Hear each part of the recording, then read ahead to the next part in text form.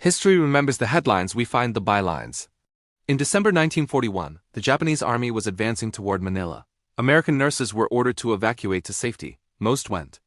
One did not. Her name was Ruby Bradley.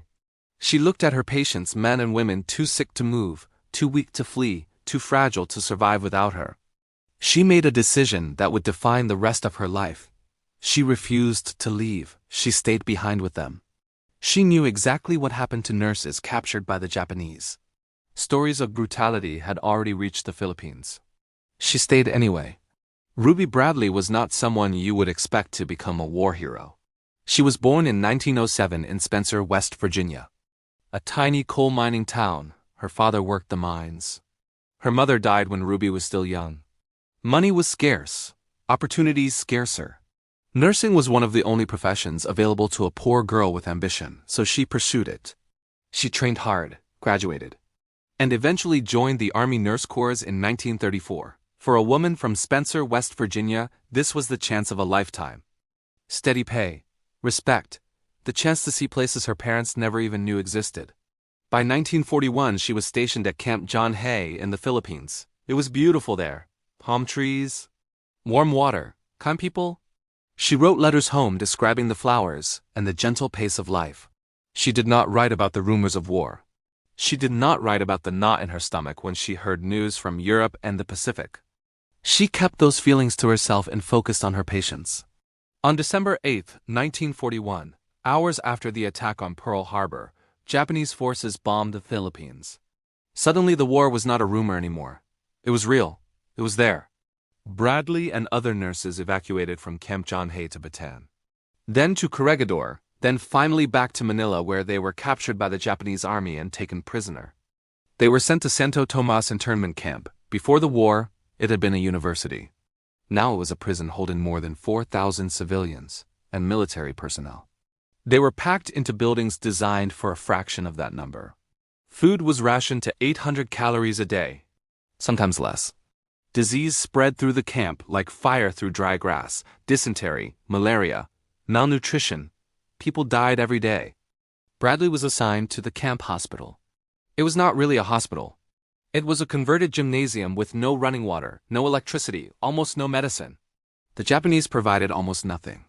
What little they gave was usually stolen by guards before it reached the prisoners.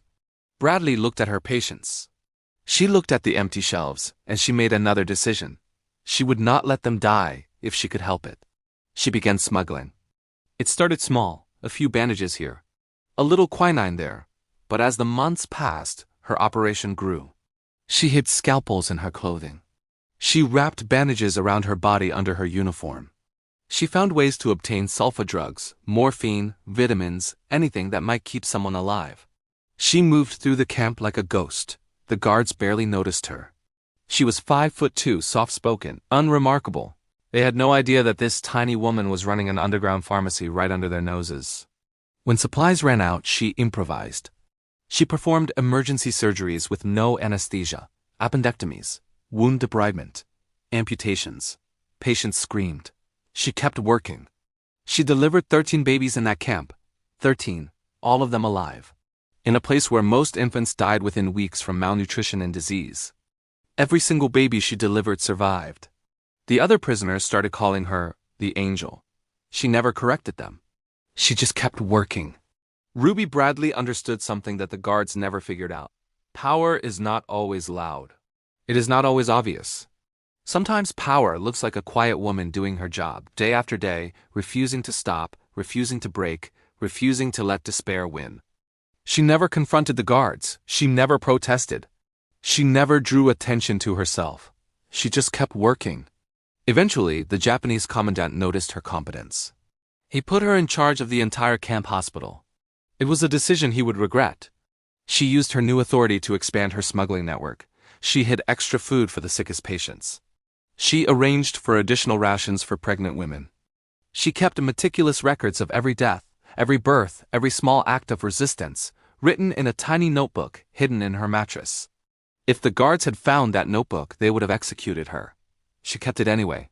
3 years passed. 3 years of starvation. 3 years of watching people die. 3 years of smuggling and surgery and silence. She lost so much weight that her uniform hung on her like a tent. Her colleagues grew weak. Some gave up, some died. Ruby Bradley kept working.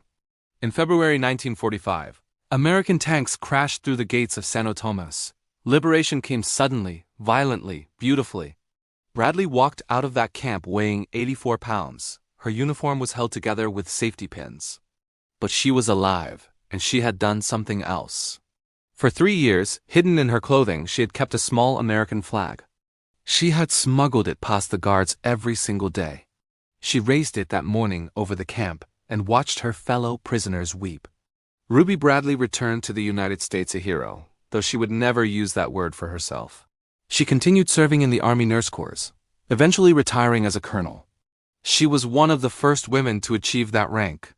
She received 34 medals during her career, including the Florence Nightingale Medal, the highest international honor for nurses, and the Bronze Star for her actions in the camp. The Army praised her courage. The press called her an angel. She shrugged it off. She rarely spoke about the war. When reporters asked how she survived, she gave the same answer every time: "I just did what needed to be done. That was it." No speeches. No drama. Just a woman who did her job under impossible circumstances and refused to let anyone die if she could prevent it.